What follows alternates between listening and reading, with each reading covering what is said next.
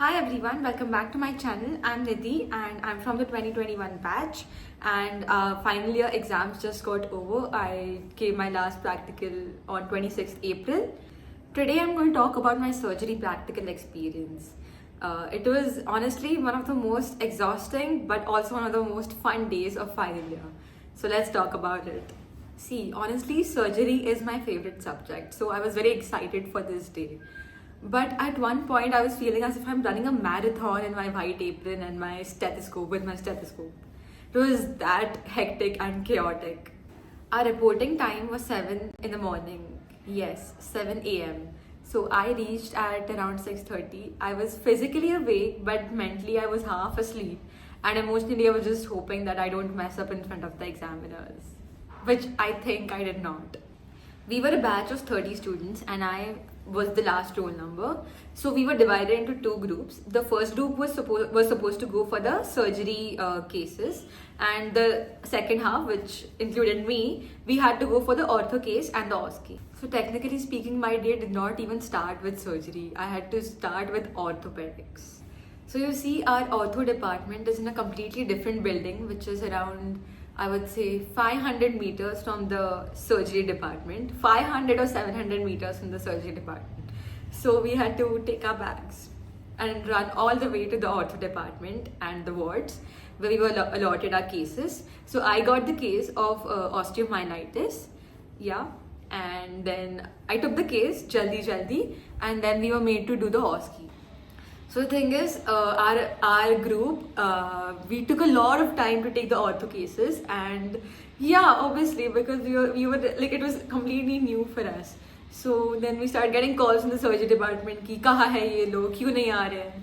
So after the ortho OSCE, we packed all our bags, we took all our papers, our case sheets, and then we ran all the way from the ortho department back to the surgery department. And when I say running, we were not just running, but we were also trying to look composed, trying to hold our aprons and our bags, and also think about what they might ask in the orthopedics viva. So it was really hectic. So when we came back to the surgery department, we were sent for the ortho viva, which was not too far away. It was in the same premises. And so the ortho viva, it was the case viva. So they asked us all about our case. So I was asked about osteomyelitis, everything A to Z of osteomyelitis. Then they had set up a lot of instruments, a lot of orthopedics instruments, and I had to identify that. And the examiner gave me the K wire, the Kirschner wire, and I had to tell everything about it. Then he gave me an X-ray. It was really confusing. First of all, it was blurred, so I could not identify it. And then I think I said something, but I'm not sure the answer was right. So I might have lost marks over there. So it was not, the ortho viva was not just one station where you had to answer and leave. It was like a multi-layered viva session where you had to identify, justify, explain, and then also survive the cross questions of the examiner. And the funniest part is, when I was answering the ortho viva, I was continuously at the back of my mind, I was thinking about the surgery cases. I was like, यार मुझे क्या मिलेगा long case में, OJ मिलेगा या फिर breast मिलेगा, varicose, hydrocele, क्या मिलेगा? I was continuously thinking about surgery while giving the ortho viva. So it's like you have got like 100 tabs open in your brain and you have to try and focus. After finishing the ortho viva, my group went to get our surgery cases. For my long case, I got OJ, which is obstructive jaundice, and for my short case, I got hydrocele. The moment I came to know that I had gotten obstructive jaundice for my long case, I was actually happy because I like surgery first of all, and I had revised that topic quite decently. But still, during practicals, the pressure is completely different. So even if you do know the topic and even if you have revised it multiple times, it really does not matter, because how you present the case, how you examine how you examine systematically, and how you answer the cross questions of the examiner. You need to know the investigations, the management, the treatment. Basically, you need to know your case inside out. So it's very different there, right there in the viva, during the viva. So I took the history of the patient. The patient was luckily very compliant and was giving proper history and was really compliant during the examination as well. So I saw a lot of scratch marks on his body, which is expected in an obstructive jaundice case, right? Then came the viva on the long case, and they asked me questions about obstructive jaundice. They asked me the causes of obstructive jaundice, and then The examiner asked me how to differentiate between medical and surgical jaundice and the pre-hepatic, hepatic, and the post-hepatic causes of jaundice. Then we went on to the management, investigations. Then they asked me the difference between ERCP and MRCP. They also asked me the mechanism behind the constant itching that is produced in obstructive jaundice, and many more things. So the Viva was pretty long, and I hope I have answered most of the answers correctly. I just hope. Then I had my short case. So in the short case, basically you do not write all the history of presenting illness like your long cases. You have to finish it quickly and just do the examination and a little bit of demographic details and chief complaints. So basically you have to finish it in like 2 pages or 2.5 pages. Then my case was of hydrocele, and short cases might sound small and short, but well, they can be very tricky because the examiner expects you to be very precise in this. You can't be wrong here because it's a short case and you need to know everything about it. After finishing both the case vivas, okay, first of all, I was sweating like crazy. It was 40-41 degrees peak summer in Aurangabad. So after you're done with both the vivas, you're sent for a 1 hour lunch break. And that 1 hour ka lunch break, it was not some, relaxed meal that we were having. It was more like, eat fast, drink water, revise your instruments, revise your x-rays, procedures, scroll through whatever PDFs we had. So it was more like a hyper lunch break. After finishing the lunch break, we went for the surgery OSCE. And honestly, the OSCE has a completely different kind of stress. The thing about case vivas is you at least have time to explain your thought process to the examiner. You can discuss with the examiner. But on the other hand, in OSCE, it's like you have very little time. So you have to read the station, understand the task, perform the task, and speak very little in front of the examiner. And you have to finish everything before the time runs out. So during the OSCE, your brain has to be very active. In our surgery OSCE, we had stations like suturing and bandaging and gloving, gowning. So then I went for my suturing OSCE and I finished my stitch in under a minute. Then after the suturing, I went for my bandaging OSCE. Bandaging as such sounds very easy, but in the exam, when the timer's on in front of the examiner sitting over there, you completely just go blank, okay? And then you're thinking, am I holding the roll properly?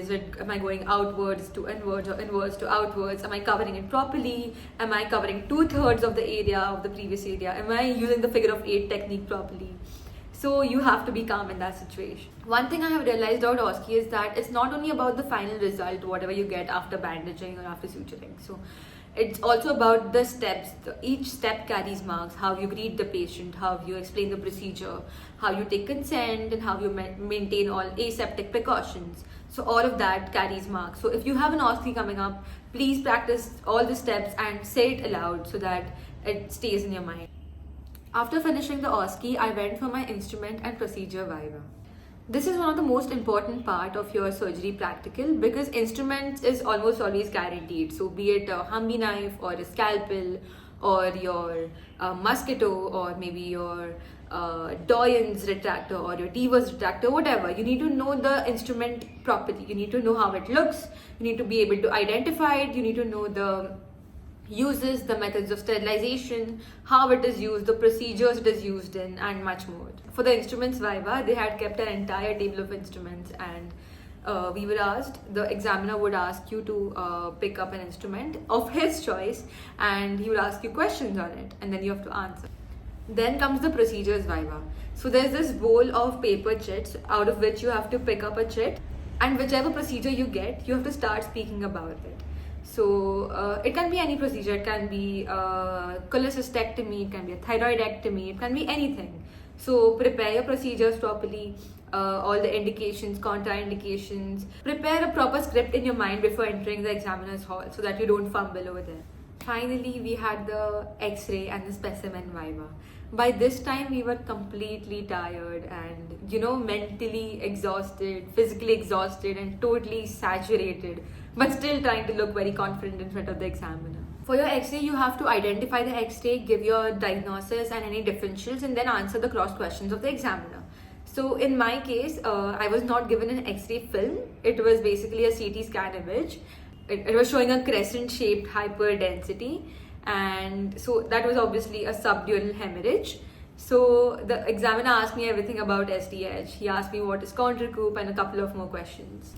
And then I was given a specimen. The specimen was of a staghorn calculus. I think I identified it correctly. So in the specimen, you have to identify your specimen. Then you have to talk about it, talk about its gross features, about the organ, about what sort of surgery it might have come out of, and then the examiner is going to ask you counter questions which you have to answer. And that was the end of the surgery viva. I think it was around 5:30 or something by the time we were all done with the viva.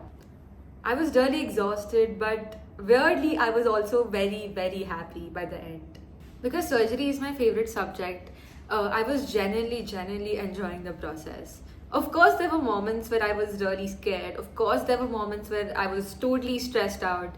But in the end, there was this feeling of, okay, this is what I have been preparing for so many months. And yes, well, we had done it. After reading all these cases, seeing all the patients, attending all those postings, giving the surgery viva felt like a complete 360-degree circle, and it felt so good. One thing I realized is that surgery practicals are not about mugging up answers. They test how you think clinically, like a surgeon. You have to think like a surgeon. They test how you approach a patient, how you present your case, how you stay calm, and how you connect your theory knowledge with your practical experiences. And if you're someone who has practicals, your surgery practicals coming up, my biggest advice would be don't read surgery randomly. Prepare in proper stations. Prepare your long cases properly, prepare your short cases like hernia, hydrocele, varicose veins, ulcer, breast lump. Do your instruments properly and your specimens as well, and do them regularly so that you form a proper visual memory of those instruments and specimens in your brain. And please practice aloud, because in Viva, knowing the answer and being able to say it properly in front of the examiner are two very different things. Also, please don't panic if the day seems to be, very chaotic, because, it is supposed to be chaotic. Everyone is running, everyone is panicking, and everyone is pretending to be calm and just internally screaming a lot. But once it's over, you'll actually feel proud of yourself. By the end of the day, I had this, a very strange final year student feeling where, I was very hungry, my face was tired and sweaty, and my legs were paining, but in the end I was feeling extremely proud and satisfied that I had finally accomplished another feat. So that was my surgery viva experience. If you have your surgery viva practicals coming up, all the best to you. And if you're from the 2021 batch, well, congratulations to you and kudos to you for surviving these 4 to 5 months of intense pain and stress. And great, now we're interns. You're going to be interns in like a month. Congratulations. So that's it for this video. If you have any feedback, do let me know in the comments below, and do not forget to subscribe. Thank you.